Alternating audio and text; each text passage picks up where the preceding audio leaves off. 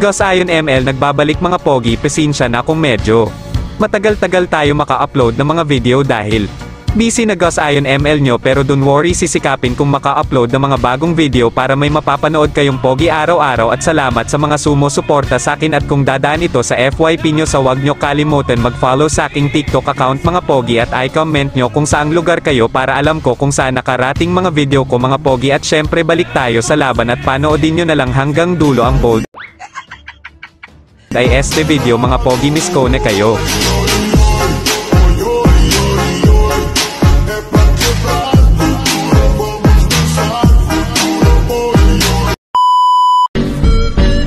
At dito tinry kong agawin ang red buff niya, nakuha ko man pero nabigo ako sa akalang mapatamba ko siya, kaya ayon nakuha niya ang unang dugo ng aming laban.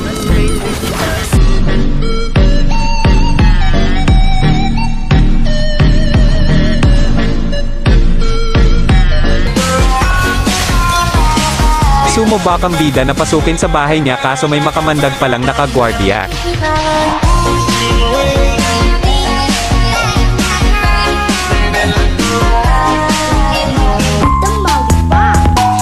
Dito unti-unti ko nang pinatikim ang masakit na kapalaran ni Bobords, kaya pagsasihan mo boards.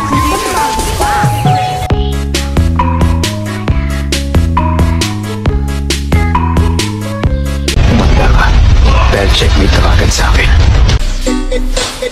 Dito na ako nagkamalay, kaya itutumba kita na wala ng malay.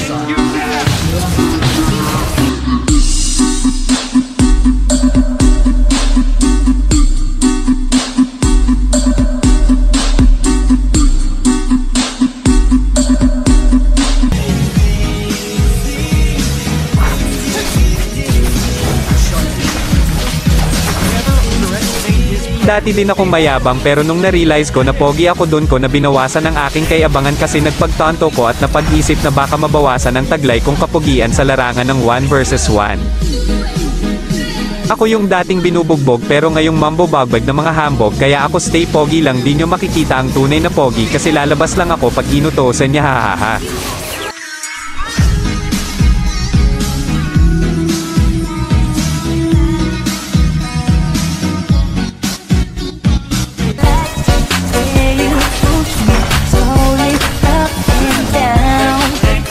Sa mga oras na to, pwede ko ba hingiin sa inyo ang pabor ko na sana ma-follow nyo YouTube channel ko at page mga pogi? Ito lang kasi ang paraan para makilala ako sa buong kalawakan na pogi ako. Marahil nasabihan na ako ng karamihan na kapit filter ako pagdating sa picture, pero di ako naapiktuhan kasi ako tinatabla naman ng filter, pero sila di na tumalab filter nila, kaya sinisi nila ako kung bakit ang pogi ko niya, hahaha.